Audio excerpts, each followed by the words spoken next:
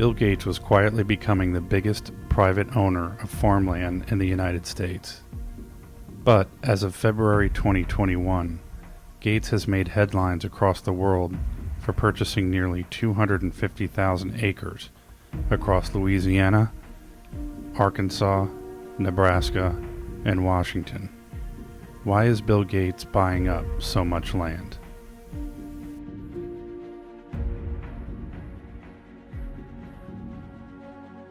While researching for his magazine, The Land Report, author and journalist Eric O'Keefe noticed a massive land purchase in eastern Washington. A purchase of more than 1,000 acres is what he calls a blue moon event because of its rarity and scale. This particular acquisition of 14,500 acres of expensive prime farmland in eastern Washington was obviously something worth investigating.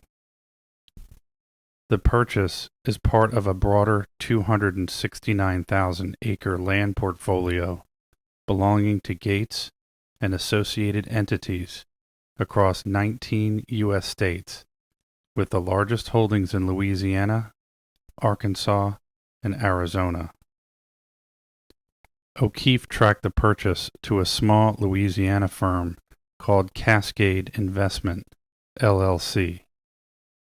Coincidentally, this obscure investment firm, headed by Michael Larson, is responsible for managing large sums of Bill Gates's portfolio.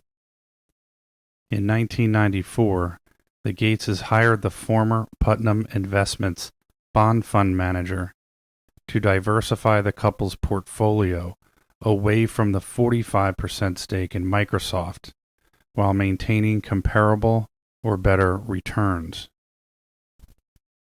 According to a 2014 profile of Larson in the Wall Street Journal, these investments include a substantial stake in AutoNation, hospitality interests such as the Charles Hotel in Cambridge and the Four Seasons in San Francisco, and at least 100,000 acres of farmland in California, Illinois, Iowa, Louisiana, and other states. Michael Larson has also been accused of nefarious behavior. The New York Times reported in May 2021 that Larson engaged in a pattern of workplace misconduct, according to former employees.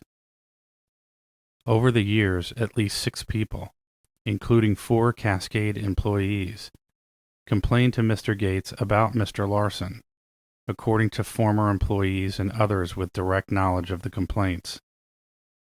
Several of them also complained to his wife, Melinda French Gates. Cascade made payments to at least 7 people who witnessed or knew about Mr. Larson's behavior. In exchange, they agreed to never speak about their time at the firm. When pressed during a book discussion on Reddit about why he's gobbling up so much farmland, Gates claimed, "It is not connected to climate change." The decision, he said, came from his investment group. Cascade Investment, the firm making these acquisitions, is controlled by Gates. The firm said it's very supportive of sustainable farming.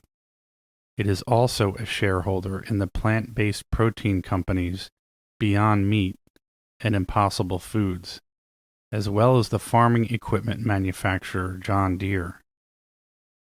Its single largest acquisition of farmland came in 2017, when it paid $520 million to purchase 61 properties from the Canada Pension Plan Investment Board, CPPIB.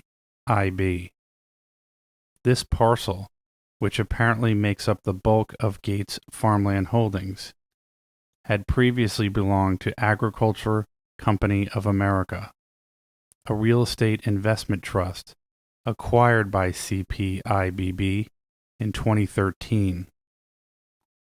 In January of 2021, the Bill and Melinda Gates Foundation announced that it's creating a nonprofit entity called Gates Ag 1, which will seek to speed up efforts to provide smallholder farms in developing countries, many of whom are women, with access to the affordable tools and innovations they need to sustainably improve crop productivity and adapt to the efforts of climate change.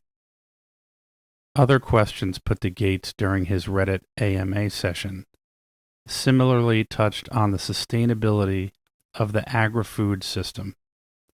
One asked about the viability of seawater desalination to solve global water shortages. We have lots of water. The problem is it is expensive to desalinate and move it to where it's needed, Gates wrote. The cost is prohibitive for agricultural use of water. New seeds can reduce water use, but some areas won't be able to farm as much. Gates was also asked which niche technology he believed could play a significant role in the battle against climate change. We need a lot of technologies: synthetic meat, energy storage, new ways of making building materials, he wrote. We want to be open to ideas that seem wild. Arable land is not just profitable. With the continued pressure for sustainability, investment firms are making the argument farmland will meet carbon neutral targets for sustainable investment portfolios, while anticipating an increase of agricultural productivity and revenue. The world's richest 1% emit double the carbon of the poorest 50%, a 2020 Oxfam study found.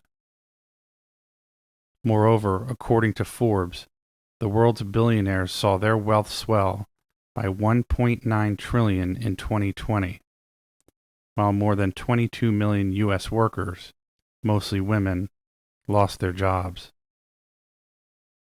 Like wealth, land ownership is becoming concentrated into fewer and fewer hands, resulting in a greater push for monocultures and more intensive industrial farming techniques to generate greater returns. 1% of the world's farms control 70% of the world's farmlands, one report found. The biggest shift in recent years from small to big farms was in the United States.